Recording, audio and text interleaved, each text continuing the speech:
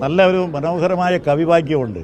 മത്വചനങ്ങൾക്ക് അറിയാമല്ലോ, ഉദ്ദേശശുദ്ധിയാൽ മാപ്പ് നൽകണം എന്നുണ്ട്.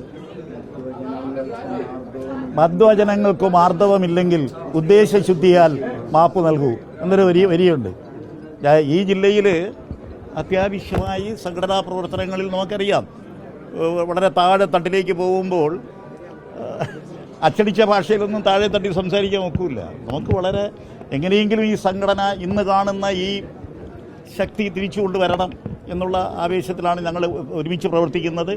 ശക്തൻ്റെ പ്രവർത്തനങ്ങൾക്ക് പൂർണ്ണമായ പിന്തുണ ഈ ജില്ലയിലെ എല്ലാ പ്രവർത്തകരും ശക്തൻ്റെ പ്രവർത്തനത്തിന്. കാരണം ഈ ജില്ലയെ അറിയാം, ഈ ജില്ലയിലെ നേതാക്കളെയും പ്രവർത്തകരെയും അറിയാം. ഈ ജില്ലയിലെ പ്രവർത്തനങ്ങൾ ഏകോപിപ്പിച്ചു കൊണ്ടുപോകാൻ കഴിവുള്ളവനാണ് ശ്രീ ശക്തൻ. മുൻ DCC പ്രസിഡന്റ് എന്നുള്ള നിലയിൽ ഞാൻ മാത്രമല്ല, മുൻ DC പ്രസിഡന്റുമാരുണ്ട്, KPCC ഭാരവാഹി, ഞങ്ങൾ ഒറ്റക്കെട്ടായി ഒരു ടീമായി ഞങ്ങൾ ശ്രീ ശക്തൻ്റെ പ്രവർത്തനത്തിന് എല്ലാവിധമായ പിന്തുണയും നൽകും. ഇത്രയേ ഉള്ളൂ.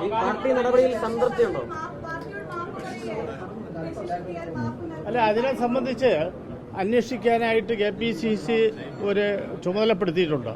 എങ്ങനെ വേണമെങ്കിലും വ്യാഖ്യാനിക്കാം, എങ്ങനെ വേണമെങ്കിലും വ്യാഖ്യാനിക്കാം. അങ്ങനെ ഇങ്ങനെ വേണമെങ്കിലും വ്യാഖ്യാനിക്കാം. ഞാനതാണ് പറഞ്ഞത്.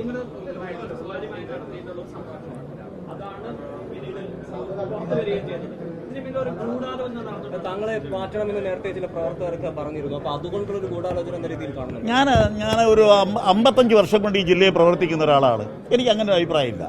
ആരെങ്കിലും ഗൂഢാലോചന കൂടിയിട്ടാണ് ഓരോ പ്രവർത്തകനോട് പ്രവർത്തകനല്ല, ബ്ലോക്കിന്റെ സെക്രട്ടറിയാണ്.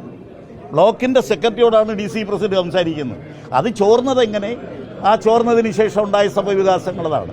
സ്വാഭാവികമായും അതിനകത്ത് വലിയ ഗൂഢാലോചന നടന്നു എന്നുള്ളതല്ല. അത് പാർട്ടി അന്വേഷിക്കാൻ പറഞ്ഞു കഴിഞ്ഞ് പാർട്ടി അന്വേഷിക്കും.